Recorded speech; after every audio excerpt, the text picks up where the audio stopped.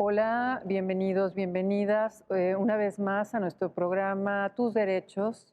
En esta ocasión tenemos la presencia de tres médicos quienes nos van a platicar de un tema muy especial que es el dictamen médico institucional.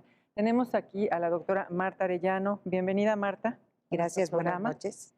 Tenemos al doctor Ricardo Landa Reyes. Gracias, buenas noches. Gracias por estar aquí con Muy amable, nosotros esta gracias. noche. Y el doctor José Antonio Rosiles Exgips. ¿Lo pronuncié bien, doctor?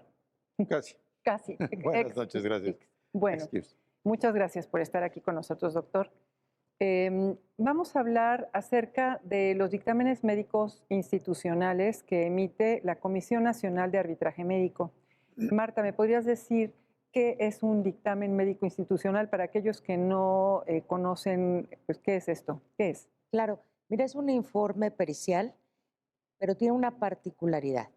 Esta particularidad es que no lo emite un perito persona física, lo emite la Comisión Nacional de Arbitraje Médico, específicamente sobre aquellos asuntos que son competencia de la comisión, es decir, en relación al análisis del acto médico para auxiliar en la apreciación de los hechos a una autoridad que nos los pide, sea un órgano interno de control, una procuraduría, un juzgado, etcétera.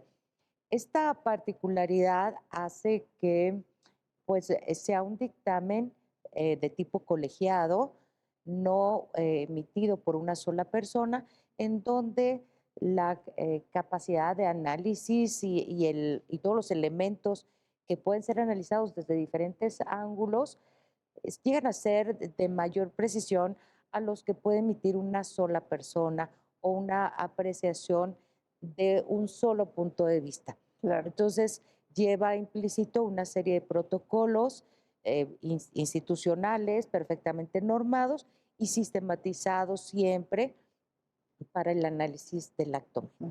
Por ejemplo, ¿qué requisitos, doctor Landa, tiene que tener esta solicitud del dictamen médico institucional? Como dice la doctora Arellano, entonces puede ser pedido por procuradurías, Sí, por órganos internos de control sí, o también por juzgados, por por juzgadores. juzgados. Y ¿Para qué efectos? autoridades con las cuales la CONAMED haya firmado convenios de colaboración para emitir. Ujú. Para emitir las dos características más, que se trata de un dictamen médico, de un peritaje que es de índole integral. Es decir, se evalúa el acto médico como si fuera una película Ujú. y no solo una escena, sino que es todo, de ahí que esa sea una cuestión de relevancia. De manera cronológica. De manera cronológica, y otra característica pues tan importante pues es que es gratis, es gratuito.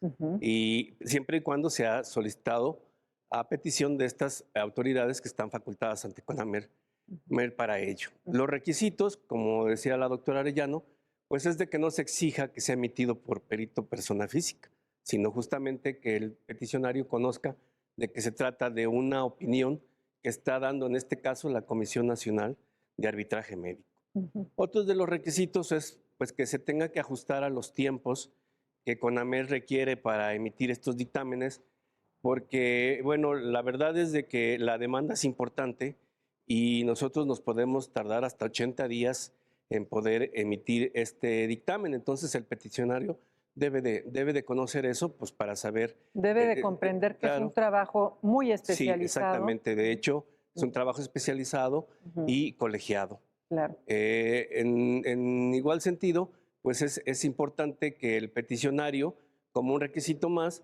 debe de hacer llegar a la CONAMED toda la información jurídica y médica Ujú. que resulta necesaria para el análisis del caso. Ujú. Muy bien. Doctor Rosiles, ¿cómo qué información se requiere para poder entonces entrar al estudio y poder emitir un dictamen en materia de ortopedia, por ejemplo? Por principio de cuentas, se necesita toda la documentación que se haya generado durante el actuar del médico Ujú. con respecto al paciente. Toda esa documentación son la historia clínica, las notas médicas, las solicitudes de estudios, diversos resultados, para poder evaluar cuáles fueron los elementos de juicio que empleó este facultativo para tomar las decisiones. Finalmente, el dictamen no es otra cosa más que la apreciación realmente del ejercicio médico en relación a ese paciente. Estamos cansados de decir que existen enfermos, no enfermedades. Entonces necesitamos todos esos elementos que reunió el médico en relación a ese paciente en concreto, Ujú. no de todos los pacientes, no, ese paciente en concreto. ¿Y qué dice la Lex Artis? ¿Qué dice la literatura médica? ¿Qué dicen todos los elementos que se tengan que considerar para tomar una decisión que va a trascender en la vida de ese individuo, o que trascendió, o que por algún motivo sufrió un daño? No necesariamente por la enfermedad o no necesariamente por el actuar del médico. La importancia de la opinión de la Comisión Nacional de Arbitraje Médico es precisamente esta, que ve el actuar del profesional, Ujú. al margen de que sea en el sector público, en el sector social, en el sector privado. El acto médico no guarda una diferencia en su dinámica de ejecución. Ujú. Y el valor entonces, al momento de emitir este dictamen médico institucional, el valor que le va a dar ese órgano interno de control o ese juzgador que va a tener que resolver una controversia o incluso las procuradurías, ese valor, ¿cómo valoran, por ejemplo, este dictamen médico institucional? Bueno, nada más recuerde que el dictamen en general no es una prueba tasada, Ujú. por lo menos no está reconocido así. Sin embargo, el peso que se le ha dado a los dictámenes de la comisión en general ha sido mayor al que puede emitir un perito persona física ya cuando lo estamos viendo en los procesos jurisdiccionales. Eh, Pero no es una prueba tasada para los nuevos juicios orales acusatorios, ¿no? Pero sí, al fin y al cabo, es una documental pública. ¿Es es así? una documental, Ujú. no ha tenido el reconocimiento como tal de una documental pública, a pesar de que está emitido por una institución. Ujú. No existe un pronunciamiento de la Corte o de alguna institución realmente que te diga el dictamen institucional tiene mayor valor que otro. De hecho, es algo que muchas veces se ha discutido si el dictamen institucional como tal tendría valor en los juicios.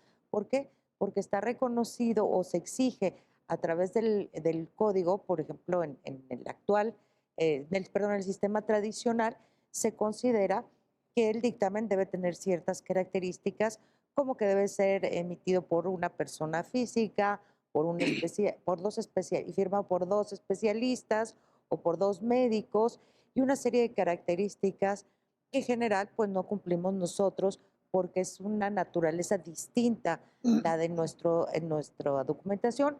Sin embargo, siempre se le ha dado valor probatorio Ujú.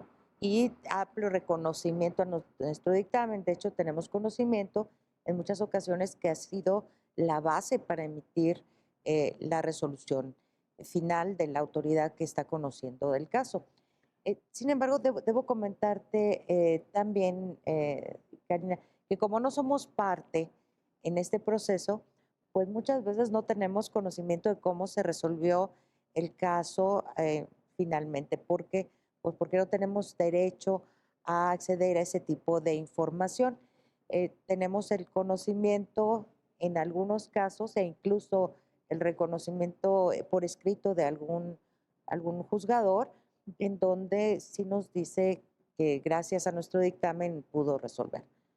Eh, Sin embargo, en el sistema tradicional, bueno, todavía era esta la cuestión.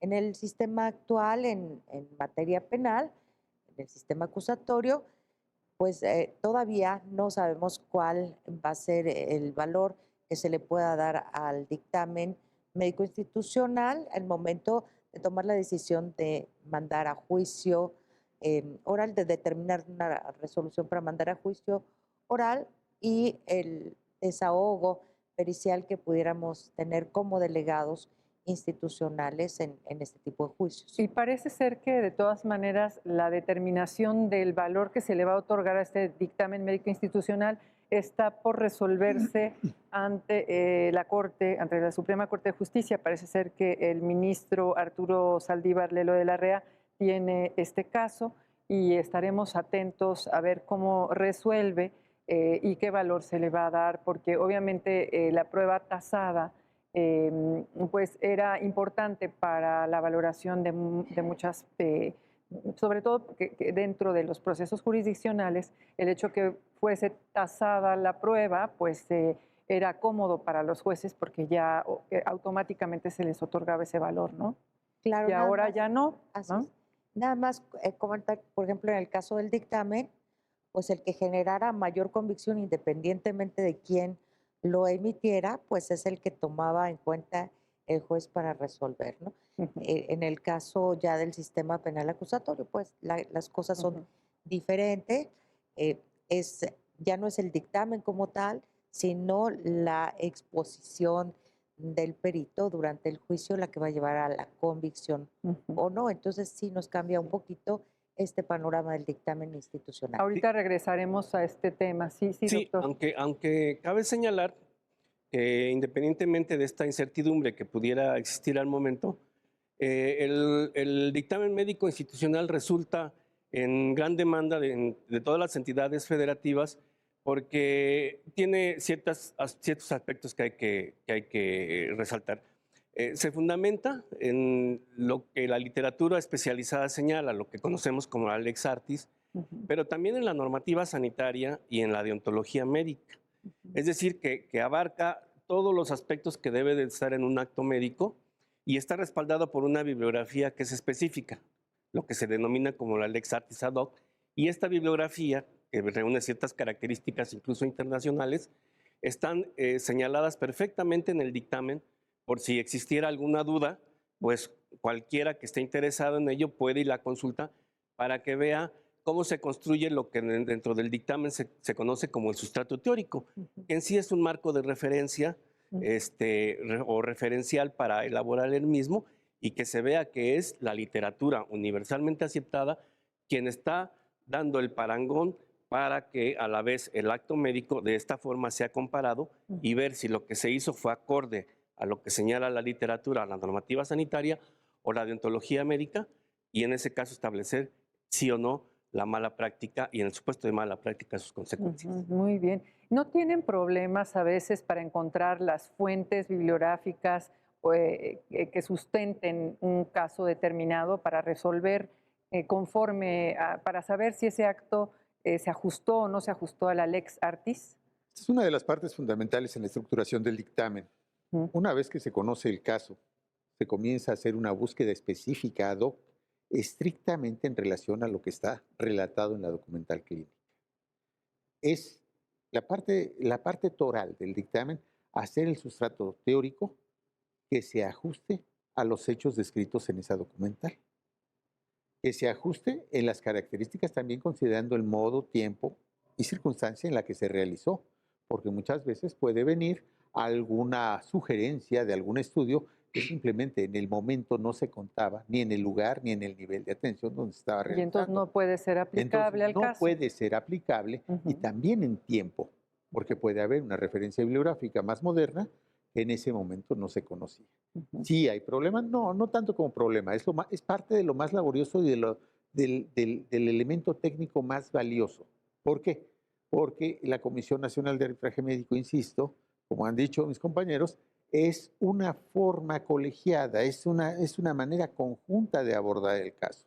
ujú, Efectivamente, una prueba que tiene un valor, pero así como tal es el análisis de los actos y omisiones que tuvieron trascendencia en la salud de esa persona. ujú. No tiene como objetivo específico exculpar o culpar a alguien. Simplemente es la descripción de los hechos, de las evidencias y de las consecuencias, Ujú. sin poderse pronunciar por algo que no es evidente. Ustedes se parecen un poco también a los abogados, ¿saben? Aunque hay veces que pensamos que los abogados y los médicos somos muy diferentes, nosotros también siempre estamos preocupados por la identificación de lo que llamamos la litis. Claro. ¿Cómo podrías, Marta, en un caso médico, en ese orden cronológico, cómo identificas la litis? Mira, lo importante cuando nosotros recibimos un caso es analizar en forma integral. Y en ese análisis integral, pues nos va a llevar a también identificar qué de lo denunciado o de la queja que se está presentando por el usuario es lo relevante y que es sujeto de pues, una resolución por parte de la autoridad que está conociendo del caso. Es también relevante decirte que muchas veces se quejan o la queja está interpuesta contra personas que no tuvieron mala práctica, que todo estuvo muy bien y no se están quejando de otras actuaciones que son realmente las que tienen un impacto en la salud del paciente. Y normalmente, pues estos médicos o este personal de salud, pues no forma parte del conflicto.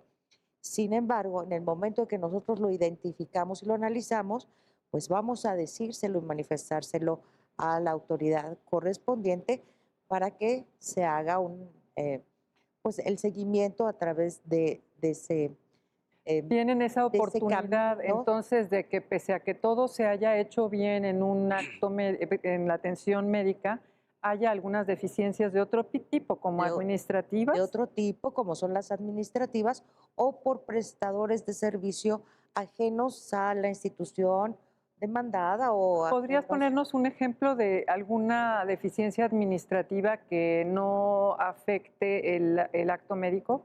Claro, hay muchas que no afectan la salud del paciente. Ujú. Todas las deficiencias administrativas finalmente afectan el acto médico. ¿Por qué? Porque si tenemos una saturación, por ejemplo, de servicios, el servicio de urgencias por una sobredemanda, porque no hay camas suficientes en la institución, evidentemente esto va a afectar al acto médico porque el acto médico se tiene que diferir. Sin embargo, esto es completamente ajeno a la voluntad del personal médico, del personal de enfermería, y por lo tanto no le puede ser atribuible esa deficiencia al A personal. veces eso les cuesta mucho trabajo entender a los pacientes esa situación, ¿no? Así es, atribuyen de que el médico no quiso atenderlos, que el médico no tuvo el interés por su caso, cuando esto no necesariamente es así. Otras deficiencias, pues, por ejemplo, la falta de servicio de estudios de imagen o de laboratorio, porque faltó el personal de salud, eh, el personal a cargo en esa guardia o ese turno, que hace o genera un retraso en la atención. No necesariamente esto va a tener un impacto en la salud del paciente, pero sí está repercutiendo en la oportunidad en la toma de decisiones de parte del demás personal de salud. Entonces, a veces es muy difícil discriminar y sacar dónde está el elemento de mala práctica de un médico, ¿no? Sí, pero es que precisamente esta percepción que tiene el paciente hacia la persona que tiene enfrente, que en este caso que es el médico, desconoce pues el entorno institucional. Y es por eso que para establecer la litis, a partir de la queja, la denuncia o la demanda, donde es desde lo que se está doliendo el paciente o sus familiares, se tiene que oír a la otra parte. Se tiene que oír al personal médico involucrado, incluso a la autoridad médica involucrada, a través de lo que se conoce como sus declaraciones ministeriales o declaraciones ante el órgano interno de control, o bien a través de la solicitud de sus informes médicos y los informes periciales que pudieran existir. De tal suerte que ya habiendo oído a las dos partes, entonces sí es posible establecer cuál será la litis sobre la cual va a versar el dictamen médico institucional, ¿sí? Y llevar a cabo esa comparación a la que yo hacía referencia anteriormente para finalmente establecer si ese acto médico se dio conforme al lex actis o se alejó de ella. Ujú. Bueno, pues en un momento regresamos. Gracias.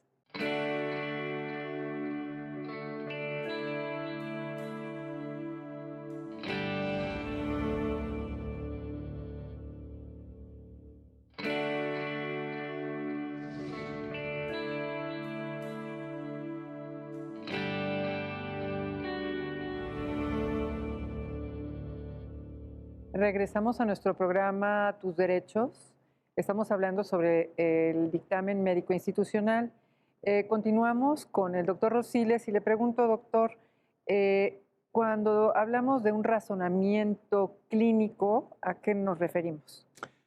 Hace un momento usted mencionó que hay una semejanza entre el derecho y la medicina. Efectivamente, son profesiones eminentemente racionales. Virchow decía que los médicos somos los abogados de los pobres.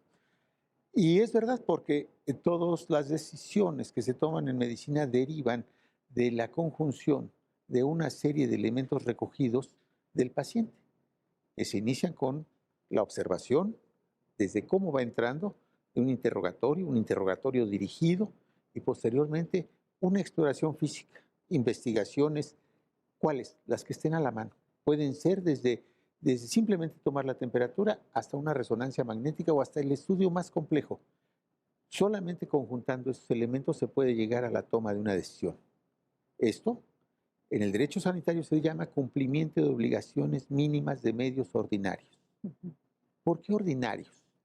Porque son comunes a todas las actividades médicas. Y ordinarios también porque llevan una secuencia, no deben hacerse unos antes de otros. No se puede comenzar por el más complejo, de lo más simple a lo más complejo, para poder tomar una decisión específica, efectiva, no necesariamente acertada, ni tampoco necesariamente exitosa, pero va a estar sustentada entonces en ese cumplimiento de obligaciones que el paciente me fue mostrando que debía yo cumplir o cualquier médico. Ujú. Entonces, esta cuestión de el médico está obligado a los medios, ¿no? A otorgar medios, más no resultados, o sí también resultados. Los resultados son excepcionales, la obligación de resultados es excepcional. Sin embargo, nuestra obligación es de medios. ¿Qué significa? Poner los medios que tenemos al alcance al servicio del paciente de acuerdo a sus necesidades específicas en un momento determinado. En un momento determinado por las condiciones, y que está en función de las condiciones de modo, tiempo y lugar en que se está prestando la atención médica, igual que para los abogados, que es muy importante estas circunstancias de modo, tiempo y lugar, también en el análisis del acto médico son determinantes estas circunstancias para ver a qué medios está obligado. Te pongo un ejemplo muy sencillo. Lo que puedas hacerle a un paciente en una unidad de primer nivel de atención en Chiapas no es lo mismo que lo que puedes hacer en un hospital de alta especialidad en donde tienes muchos recursos disponibles. Claro. Entonces, a lo mejor en Chiapas la obligación de medios es la referencia oportuna a un establecimiento que tenga mayor capacidad resolutiva para seguir el estudio del paciente. A eso nos referimos con obligaciones de medios, los disponibles o los necesarios para procurar el bienestar del paciente o el análisis o estudio para buscar la beneficencia del paciente. Y cumplir con este famoso cuarto constitucional y el derecho a la protección de la salud, ¿no? Así es. Que no es el derecho a la salud en sí, pero sí a protegerla, ¿no? A proteger. ¿Me iba a decir usted algo, doctor? Parte en síntesis, en estar en posibilidad de conocer y reconocer lo mejor posible la realidad biológica de esa persona en ese momento, para saber qué es lo que puedo hacer y lo que no puedo hacer, lo que debo hacer o lo que requiero hacer, y saber si lo tengo, y si no lo tengo, buscar la mejor alternativa para satisfacer esa necesidad, que a veces nos confundimos. Sí. El paciente, la persona, va a resolver una necesidad, no un deseo. Y el deseo, claro, es curarse, pero la necesidad, por lo pronto, es la atención. Hay dos conceptos que he aprendido de ustedes. Uno de ellos que se utiliza muchísimo al emitir estos dictámenes médicos institucionales. Uno de ellos es el riesgo inherente y otro la libertad prescriptiva. Sí. ¿Me podría usted hablar de estos dos conceptos que se utilizan mucho y que además se incorporan con frecuencia en los dictámenes médicos institucionales? Sí, el hecho, la denominación se refiere al hecho de que siempre que en medicina hay una acción, siempre va a haber una reacción. Una reacción que, si bien se pretende minimizar y evitar, pues puede aparecer y que es en contra de la voluntad del médico, es decir, él no quiere que aparezca, pero aún así puede aparecer. Puede ocurrir en manos experimentadas, es decir, en el mejor puede aparecer esta complicación. ¿Por qué? Porque es inherente a ese manejo. Por ejemplo, si uno toma habitualmente ácido acetil salicílico, entiéndase la aspirina, Aspirina. Ajá. pues tiene riesgo de desarrollar una gastritis y posteriormente probablemente una úlcera. Ujú. Sin embargo, la ingestión de este analgésico es necesario para controlar, vamos a pensar, una artritis que no deja moverse al paciente. Ujú. Entonces, es sopesar el riesgo que existe entre la ingesta del ácido acetilsalicílico y el beneficio que implica para que el paciente pueda moverse y llevar a cabo sus actividades. Esta complicación es lo que se conoce como el riesgo inherente.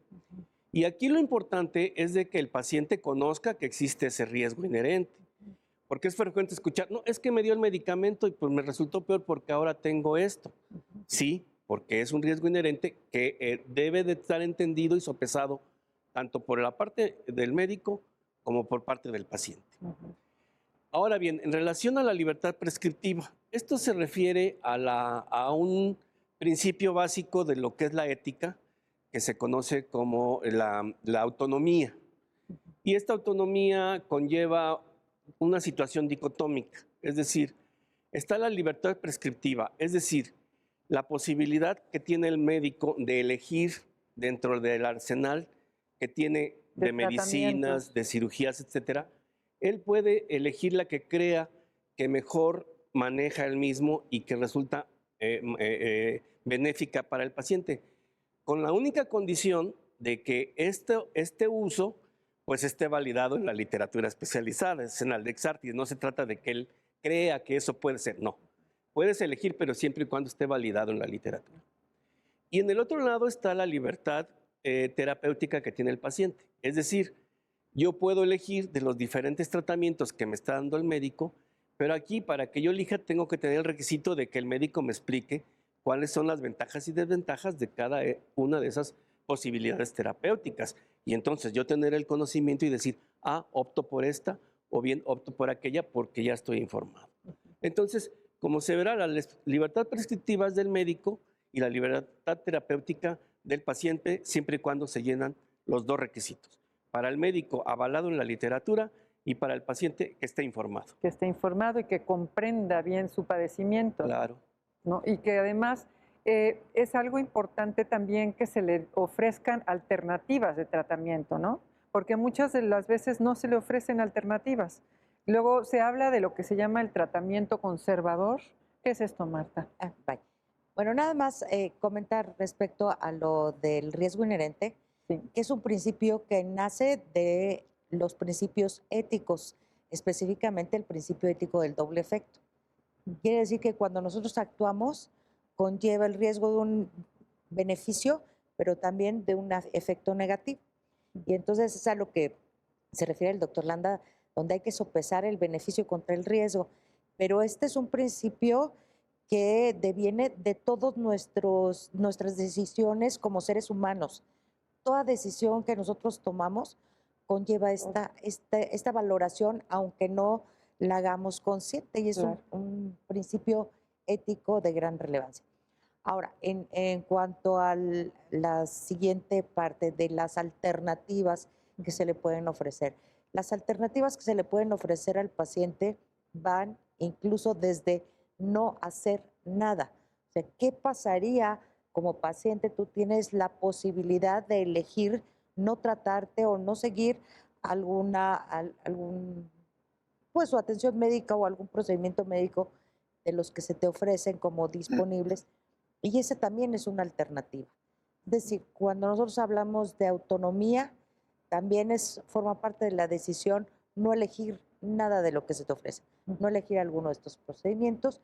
Y efectivamente, como parte de la libertad, del ejercicio de la libertad y en ejercicio de una autonomía para decidir sobre ti mismo, está esta posibilidad.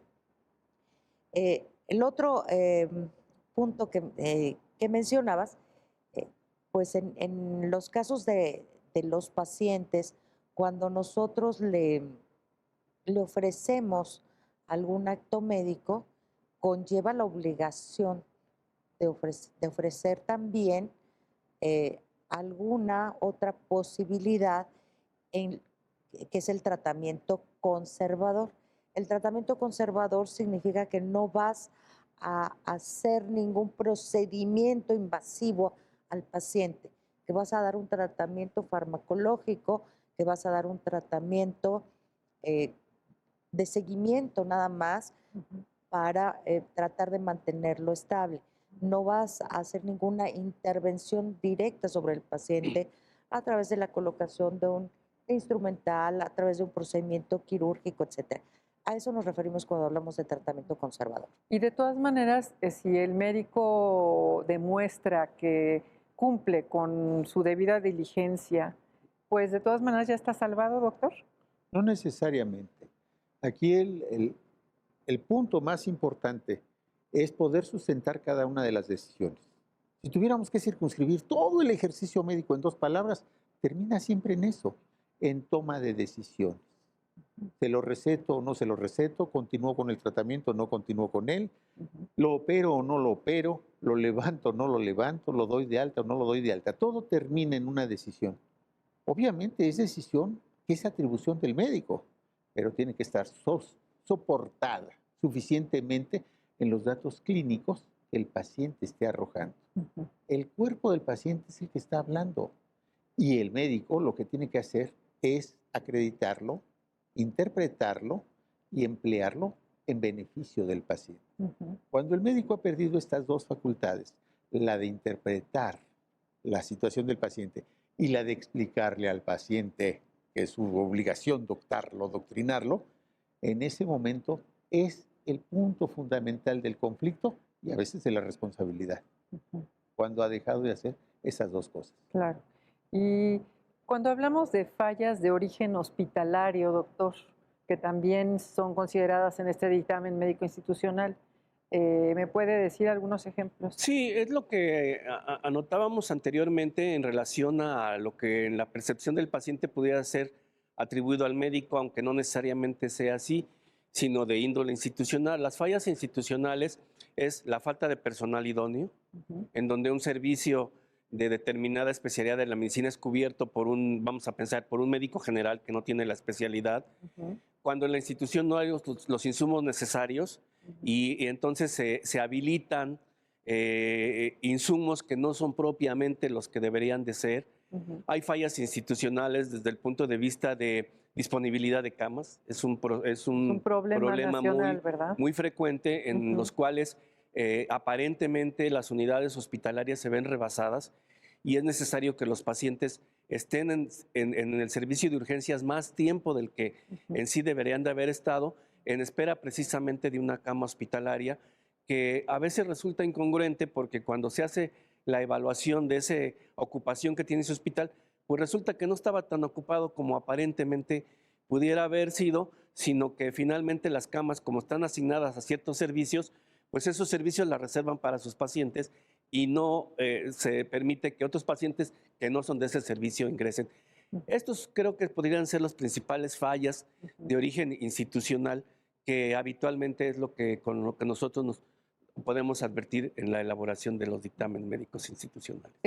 Bueno, ahora vamos a entrar ya a un tema que creo que es el más importante, esa evaluación del nexo causal.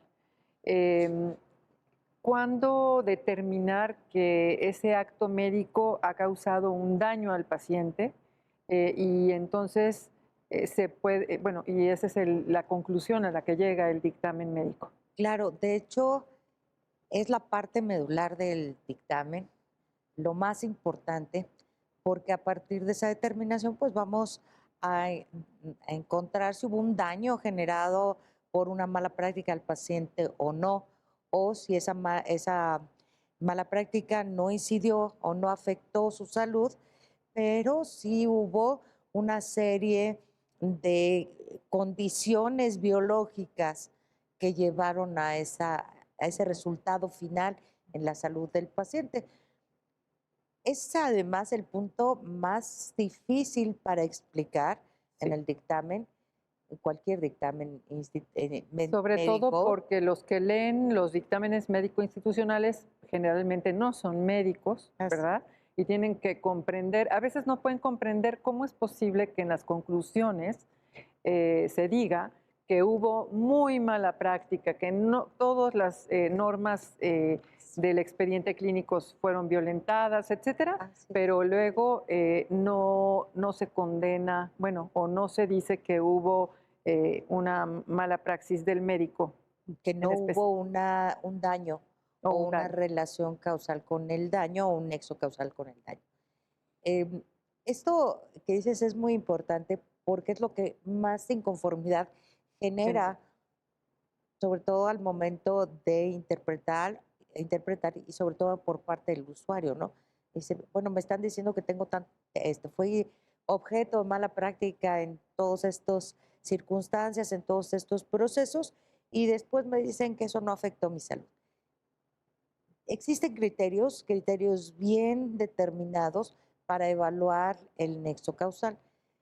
Entre estos criterios, bueno, pues están el criterio, un criterio de los más importantes es la relación en tiempo sobre el daño. Otro criterio, pues son criterios estadísticos que está reconocido en la literatura. La explicación fisiopatológica de un evento que da siempre el mismo resultado o resultados similares, condiciones de tipo concausal, en donde varios factores son los que llevan a un evento determinado o a una circunstancia determinada, pero que se dan por esa conjunción de todos, no nada más por Es uno decir, en que forma todos los aislada. elementos contribuyeron, por ejemplo, al Así es. fallecimiento de un paciente, ¿no? Así es, por Cuando ejemplo, la es un mala praxis. paciente diabético que llega con un proceso infeccioso severo, llega con una hipertensión descontrolada. Todos estos elementos en conjunto llevan a un resultado final, al que se puede agregar algún elemento de mala práctica o no.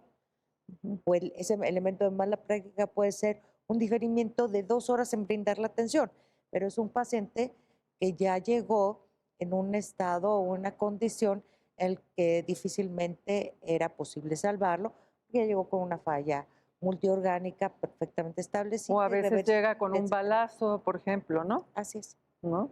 Ujú. Llega con lesiones tan severas que no es posible salvar la vida, ¿no? No es posible. Y es una de los elementos más interesantes porque muchas veces el paciente atropellado, el paciente que ha tenido un evento de esta naturaleza de agresión por terceros, bueno, pues no saben quién fue el que les causó el daño, pero pues quieren buscar a Algún alguien, ¿no? culpable, Algún sí, culpable sí. y lo quieren atribuir a la atención médica. Sí puede haber un retraso, puede haber una deficiencia en la prestación de servicio, puede haber una deficiencia hospitalaria, una falla hospitalaria.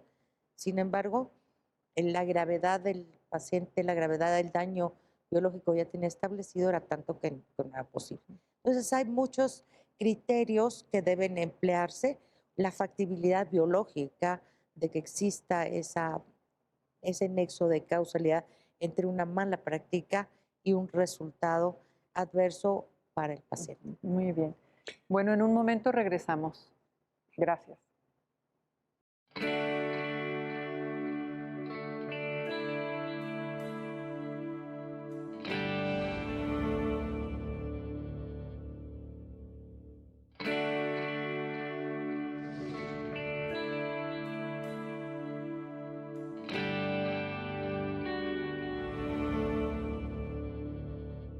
Regresamos a nuestro programa Tus Derechos.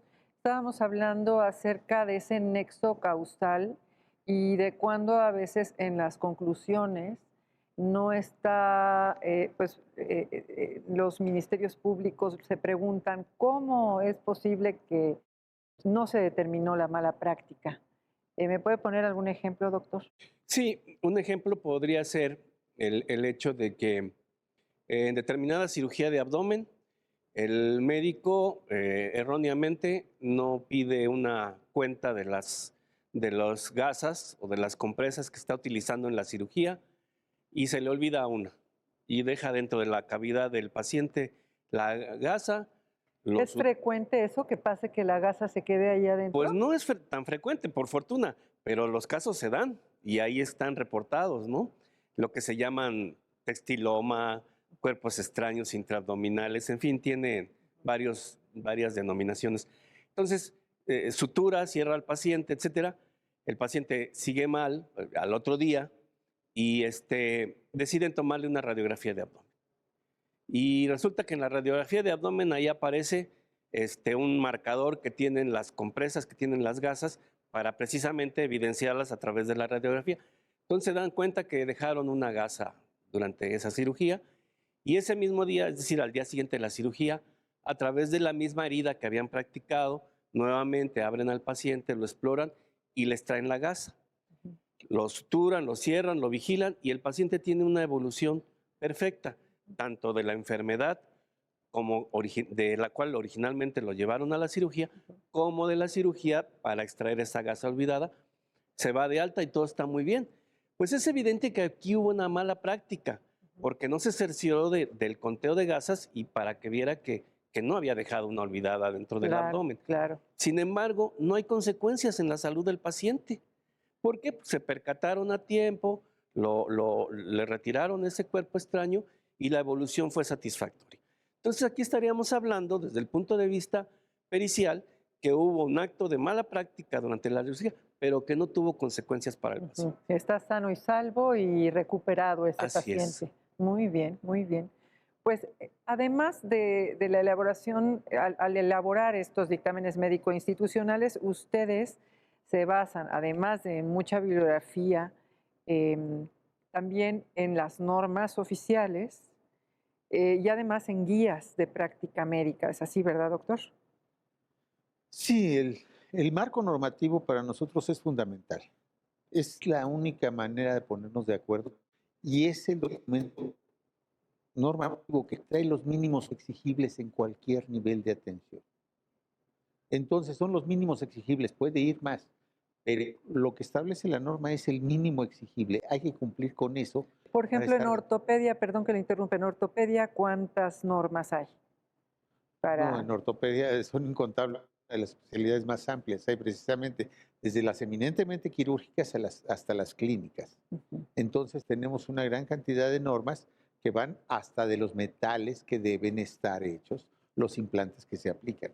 Son muchísimas. Muchísimas. Y que también se interaccionan con otras especialidades.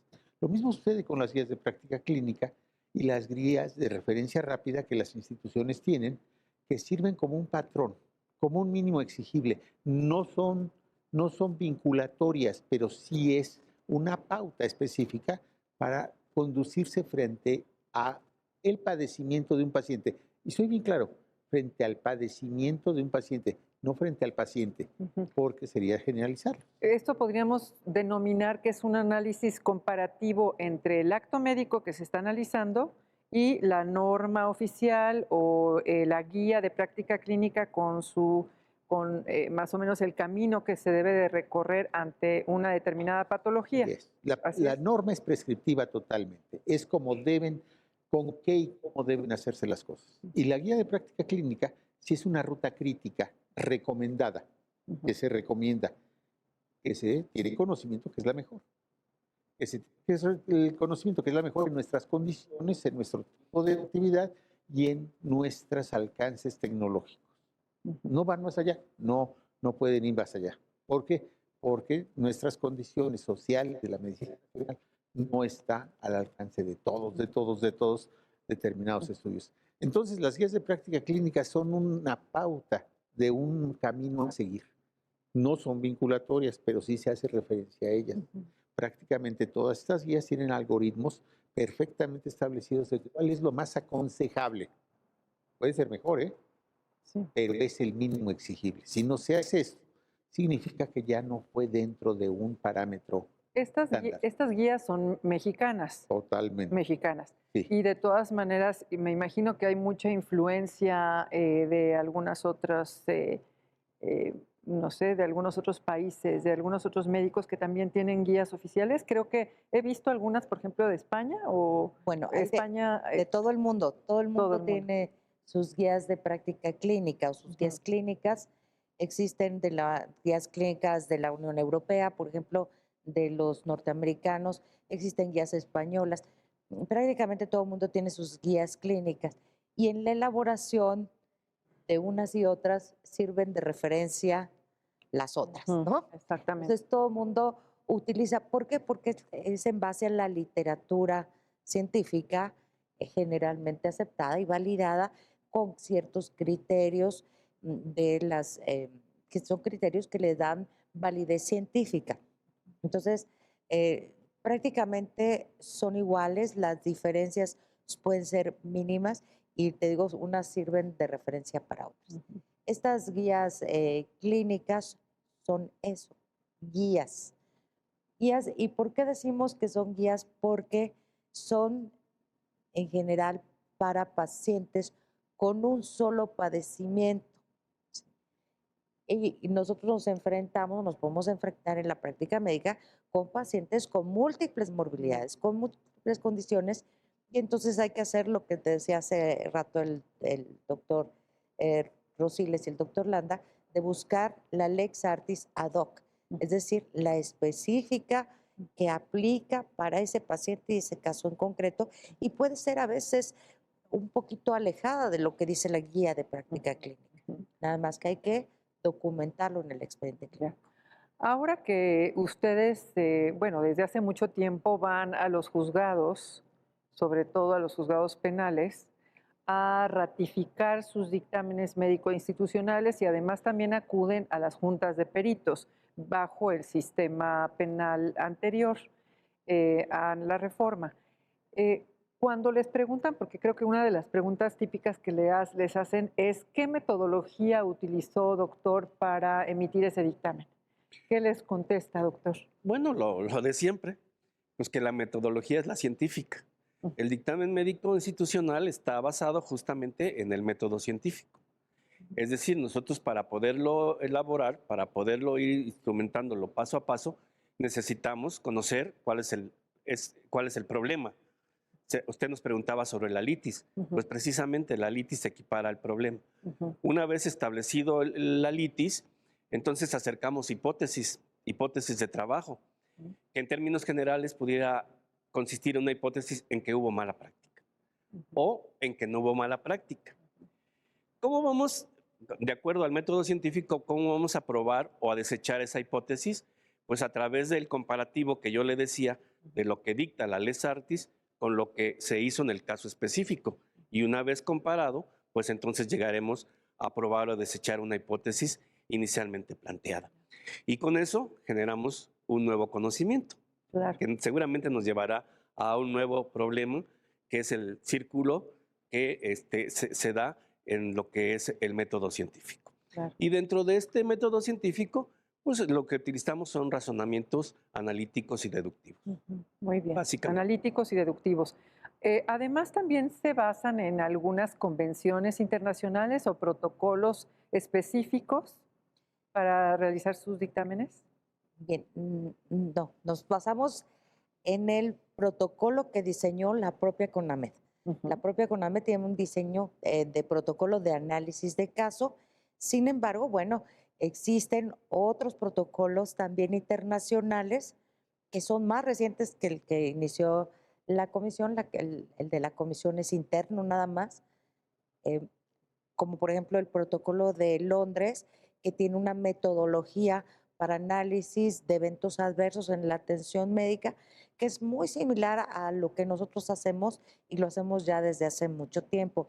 Existen protocolos internacionales también, por ejemplo, los protocolos para los peritos en materia civil de la Unión Europea, protocolos en materia penal y por ejemplo, en Gran Bretaña, en donde te dicen qué debe contener los dictámenes de los peritos médicos, pero además también te dicen cómo debes redactar un informe, qué debe contener, etcétera, que es muy parecido a lo que nosotros ya manejamos desde hace tiempo. ¿Cómo es la estructura de un dictamen médico institucional? Bueno, específicamente se inicia con el marco jurídico por el cual ¿Por qué lo extiende la comisión? ¿De dónde saca esa atribución? Ahí viene el marco jurídico, de dónde fue, y posteriormente se hace una pequeña síntesis del caso para conocer la materia. Después, los documentos que vienen en el expediente de la causa, en el expediente del problema. Una vez agotado esto, las actuaciones periciales siguen todo el resumen clínico de las notas más relevantes, los exámenes de laboratorio y gabinete, y después el planteamiento, como dice el doctor Landa, el planteamiento del problema a través de un número de hipótesis específicas, las cuales deberán ser contestadas en las conclusiones. Muy bien.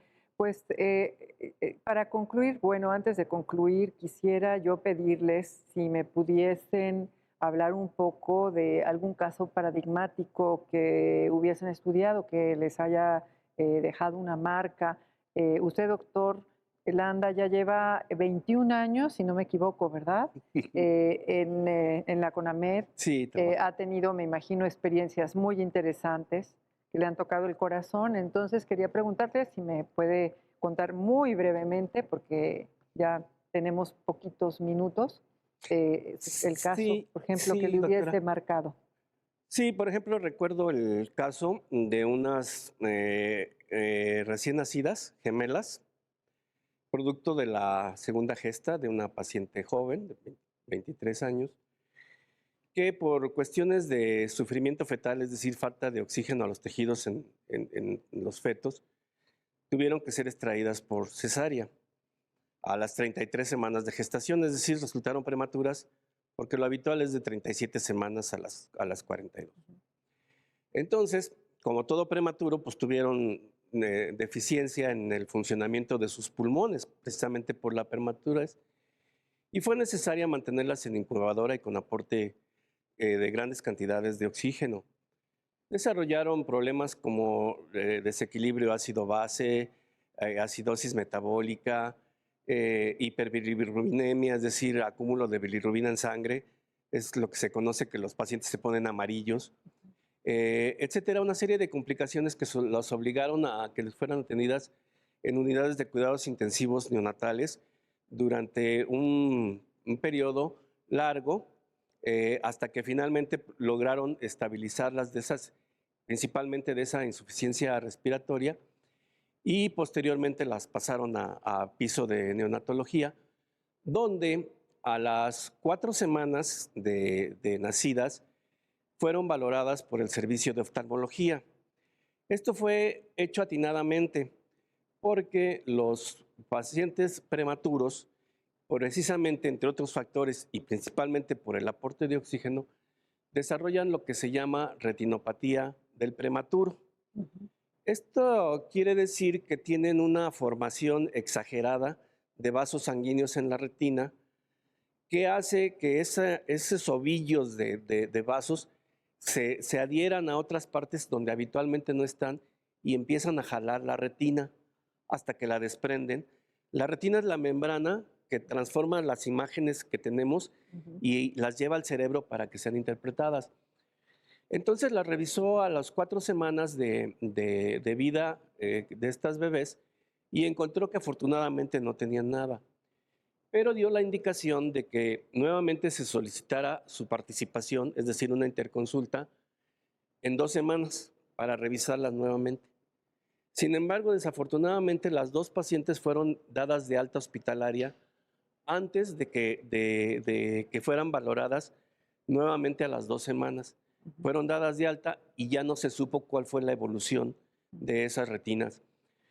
La mamá, más o menos a las 8 semanas de haber nacido, las llevó con el médico familiar para el control del niño sano. Y atinadamente el médico familiar, debido a que la mamá le reportó que tenían movimientos que no eran normales en los ojos y que incluso no fijaban la mirada, atinadamente lo refirió con el oftalmólogo, pero en una interconsulta, en una referencia de manera ordinaria, es decir, no urgente, sino ordinaria, por lo que la señora se quedó esperando y por la cita a oftalmología no llegaba, se desesperó y más o menos a las 12 semanas las llevó con un oftalmólogo particular, donde a través de la exploración del fondo de ojo y un ultrasonido especializado, pues se percató que una de ellas, la gemelo 1, pues se le había desprendido ya la retina de su ojo izquierdo a un grado tal que ya era imposible hacer nada por ella. Qué lástima. Y la niña perdió la visión, bueno, perdió la agudeza visual de su ojo izquierdo. Mientras que en la gemelo 2, pues desafortunadamente la pérdida, el desprendimiento de retina ya había sido en los dos ojos, situación que ya no permitía hacer absolutamente. La pérdida de oportunidad en toda Fueron, la extensión. quedó completamente ciega, la otra niña nada más percibía con el ojo derecho, y esto viene a colación porque la literatura y la normativa sanitaria señalan que la revisión de los niños prematuros con factores de riesgo, que casi todos los tienen, deben ser revisados a las 4 semanas de sus ojos, precisamente para estar al tanto, para estar al alba de esta complicación. Sin embargo, esto se cumplió en el caso, pero ya no en las revisiones subsecuentes. Entonces la dieron de alta sin la revisión, el médico general la envía, pero la envía de manera ordinaria, por cuestiones institucionales que ya platicábamos, la cita no llega oportunamente y finalmente las niñas son revisadas cuando ya habían perdido. Es una tragedia total, es una tragedia. Pues gracias, doctor, por compartir esta experiencia. Ya no tenemos mucho tiempo. Yo nada más quisiera preguntarle, doctor, ¿qué ha sido para usted la experiencia de trabajar en la CONAMED? A mí tuve la fortuna de iniciar con la Comisión Nacional de Arbitraje Médico en 1996, otra medicina, otro país, otra sociedad, una sociedad distinta, menos reclamante. En el momento actual, la sociedad reacciona distinto a sus inconformidades. La experiencia de trabajar en la Comisión Nacional de Arbitraje Médico de una medicina institucional distinta a la actual, efectivamente me hace ver la evolución tan rápida. Yo tuve la suerte de abandonarla y regresar a la comisión y darme cuenta que la medicina que se está ejerciendo en este país, en nuestro país, actualmente poco o nada tiene que ver con la que ejercíamos en 1996. Hay una forma distinta de desfogar las inconformidades. Los dictámenes que estamos haciendo en la Comisión Nacional de Arbitraje Médico realmente están contribuyendo a dilucidar, no a buscar culpables, no a eximir a la gente, sino a dilucidar problemas de la actividad médica. Nuestra cultura de salud sigue siendo muy baja y probablemente más baja que en 1996. Quizás por el incremento de la población también puede Probablemente influir. o por también un bombardeo inmisericordia de los medios de comunicación con productos milagro. Se ha hecho mucho por parte de COFEPRIS, pero no han logrado Eso ya lo abatir. vamos a tener que tratar en otro programa. Muchas gracias, doctor. Marta, algunas palabras de cierre. ¿Cuál ha sido tu experiencia Bueno, como nada una de más. las médicos más importantes que tiene la Comisión Nacional de Arbitraje Médico, que siempre estás y participas en los plenos y que eres una médico pues muy activa y además muy reconocida? Gracias, doctora. Pues mira, para mí es sumamente importante trabajar en CONAMED. Es algo que nos ha marcado desde siempre. Siempre he trabajado en el área de gestión pericial. Es la única área en la que realmente he trabajado en la comisión. No he estado en otras áreas y es muy importante para mí. ¿Por qué es muy importante para mí? Porque la diferencia de lo que se hace en la medicina legal, la medicina forense, en otras instituciones es completamente distinta. Se aplica una ciencia muy rigurosa para emitir este tipo de dictámenes y como tú lo dices, llevamos sesiones plenarias en donde se discuten los casos, en donde lo analizamos en forma integral y por todo. Ahora sí que por todos los ángulos que se puede buscando dar la mejor respuesta que se pueda a través de estos dictámenes institucionales. Tenemos muchos cambios en la cultura, tenemos muchos cambios en cuanto al acceso a la información. Es común ya encontrar que los pacientes se quejan o demandan porque ellos encontraron algo en el internet, ellos leyeron algo en una revista e interpretan con parámetros erróneos sin tener un fundamento científico y exigen cosas que no les van a beneficiar porque no les corresponden a sus necesidades, no responden a sus necesidades.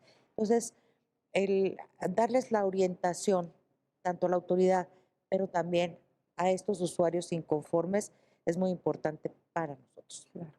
Pues les agradezco infinitamente a los tres que hayan estado aquí en este programa. Muchas gracias. Gracias, Marta. Gracias, doctor. Gracias, doctor. Y bueno, nos vemos la próxima vez. Gracias por haber estado con nosotros. Hasta luego.